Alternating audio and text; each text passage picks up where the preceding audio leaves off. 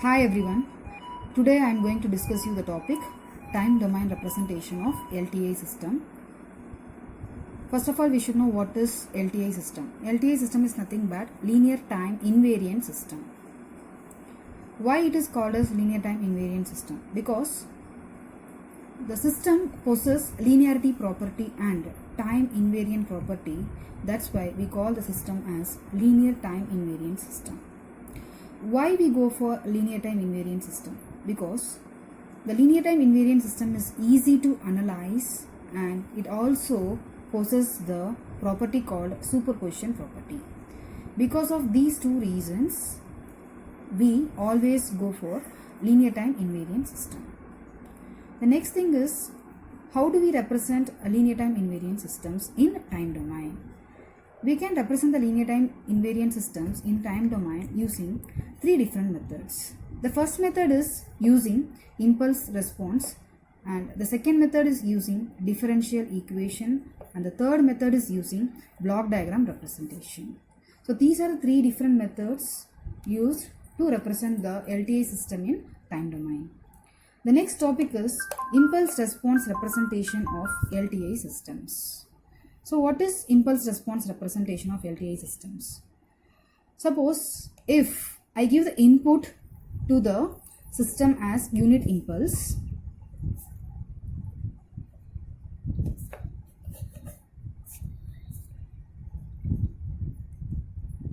then the output which we get in response to the unit impulse input is called as impulse response. If input to this LTI system is a weighted superposition of time shifted impulses, then output is also a weighted superposition of system responses to each of the time shifted impulse. This weighted superposition is known as convolution sum. In discrete time systems, this weighted superposition is called as convolution integral for the continuous time systems. So now I am going to derive the equation for the convolution sum. So let us consider x of n. X of n as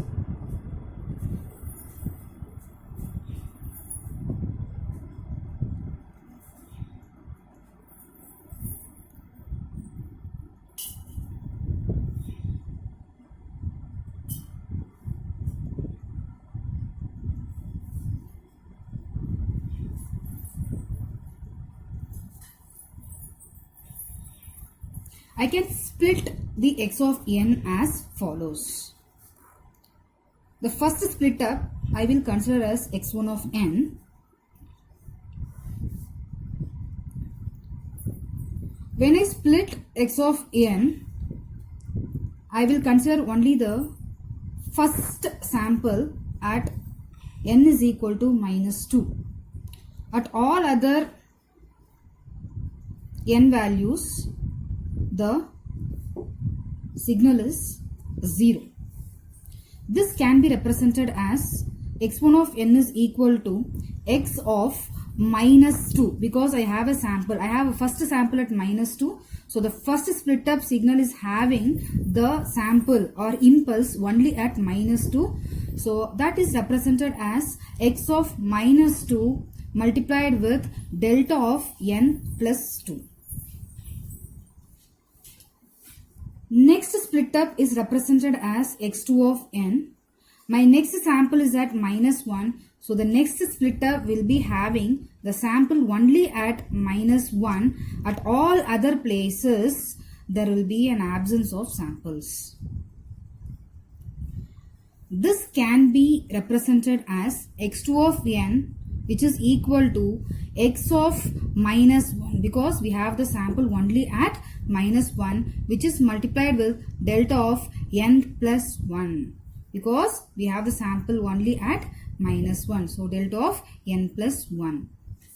The third split up, x3 of n is equal to, first we represent the x3 of n in terms of diagram. if we see the main diagram, we have the next sample at 0. So my third split up is having the signal at n is equal to 0. At all other places, I do not have any samples. So this can be represented as x3 of n is equal to x of 0 multiplied with delta of n. And still I have 2 more samples. So I have 2 more split ups. The next split up is represented as x4 of n. So I represented the signal x4 of n with a sample only at 1. At all other places, we do not have any samples. So this is represented as x of 1 multiplied with delta of n minus 1. I have the last sample at n is equal to 2. So the last split up of x of n is, which is equal to, first we represent the diagram. At 2 we have the sample having the amplitude 0.5. At all other places we have 0 samples. So I represent this as x of 2 into delta of n minus 2. So far what I have done is x of n I have splitted as x1 of n, x2 of n, x3 of n, x4 of n, x5 of n. So why I have splitted x of n into x1, x2, x3, x4, x5? Because I have only 5 samples. Suppose if I have 7 samples, then x of n should be splitted into x1, x2, x3, x4, x5, x6, x7. So how many samples we have? That many split ups we have to do it. So if I want x of n back, what I have to do is I have to add all the splitter signals. So that I can represent as x of minus 2 into delta of n plus 2, which is there in the first split up. I have already written the equation. So that should be added with the next splitter signal x of minus 1 into delta of n plus 1, and the third split up signal is x of 0 into delta of n, and the fourth split up signal is x of 1 into delta of n minus 1, plus the last splitter signal is x of 2 into delta of n minus 2. So this complete expression I can represent in terms of summation, because all are added, the splitter signals are added, then only we will get x of n. So this can be represented as summation k is equal to minus infinity to plus infinity x of k into delta of n minus k. So this derivation shows how x of n can be splitted into number of signals and how to get the complete signal back with the help of the splitter signals. So this is represented as x of n is equal to summation k is equal to minus infinity plus infinity x of k into delta of n minus k. So far I have represented how to represent the input in terms of equation. So now if this input is given to the LTI system, then I will be getting the output y of n. So the next derivation is how to get output y of n. This is nothing but the response with respect to the input x of n when the x of n is given to the LTI system. So we are going to discuss the derivation of y of n in response to the weighted sum of the impulses which is given to the LTI system. So we just represent the LTI system is having the system operator h.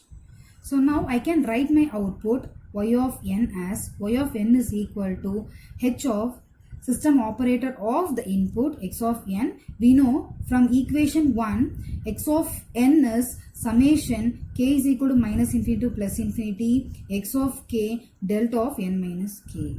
So instead of writing this directly, I can write y of n as h of x of n. Then you will easily understand that in place of x of n we can substitute the equation 1. So now using linearity property, I can just move the system operator, I can move the summations according to the wish. So first what we will do is we will move the summation outside and summation with x of k. Then I will take the system operator h inside, which is h of delta of n minus k. So this is our y of n. In the next step, h of delta of n minus k can be represented as h of n minus k. So we can write y of n as summation k is equal to minus infinity to plus infinity x of k into h of n minus k. So this is the formula for the convolution sum in case of discrete time systems. The same equation can also be represented as y of n is equal to x of n convolution with h of n. We all know the symbol for convolution. So in short form, we can represent the output of the linear time invariant system in response to the impulse response to the LTI system, which is given as convolution of x of n with h of n. So now I am going to solve the problems based on the convolution sums. The question is, discrete time LTI system has an impulse response h of n. The h of n is shown in the figure as minus 3, minus 2, minus 1. At minus 1 I have the first sample, and at 0 I have the next sample having the amplitude 3, and at 1 it is 2, and at 2 it is minus 1, and at 3 it is 1, and at 4 it is 0. Using a linearity and time invariance property, we need to determine the output y of n. Output y of n we need to determine u with the input. So the input is x of n is equal to 2 into delta of n minus delta of n minus 1. This is my input.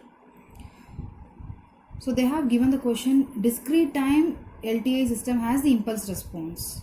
So they have mentioned it is a discrete time system, that is LTI system, and it is having the impulse response h of n, and they have mentioned using linearity property and time invariance property we need to determine the output y of n. That means we need to find the convolution sum. So this is very important. This is the basics for the signals and systems. So we need to determine the convolution sum. Here in the question they have mentioned h of n in terms of diagram, but x of n they have not represented in terms of diagram. They have given in terms of equation. So first step is both should be in diagram. So what I have to do is I have to convert my expression x of n also in terms of the diagram. So we know that if we have two terms in an equation, we have to represent the diagram using each term. That means first I will represent the first term in terms of the diagram. So the first term is 2 into delta of n. We know what is delta of n. Delta of n is equal to 1, 1 at n is equal to 0. So at n is equal to 0, I can represent the delta n, but here they have mentioned the amplitude as 2. So this is my first term representation. My second term representation is this is 2 into delta of n. My second term expression is at n is equal to plus 1, I have the delta function. So at n is equal to plus 1, I have the delta function. Since the amplitude is 1, I have to represent this as just 1. And as per the equation, I have minus term. So what I have to do is I have to take minus of delta of n minus of 1. So at 1, this is 0. At 1, I have to represent as minus 1. Now I have to add this 2 into delta of n with minus of delta of n minus 1 to get x of n. So x of n is equal to 2 into delta of n minus of delta of n minus 1. So I get the complete diagram for x of n as at 0 and at 1 I have at 0, 2, and at 1 I have minus 1. So successfully I have converted the equation of x of n in terms of diagram. So using these two diagrams I have to start the problem for convolution sum. So first we should know my output, where it starts. I need to know the index of the output y of n. So now if you see h of n index is at minus 1. H of n index is at minus 1. So I can say that my y of n will start.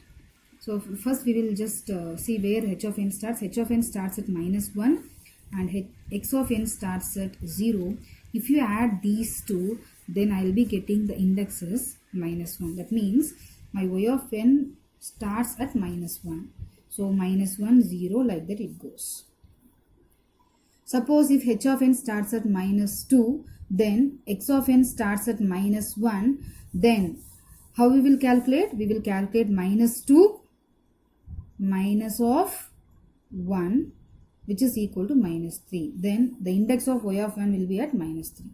So this is a very important thing we should know before we solve the problem.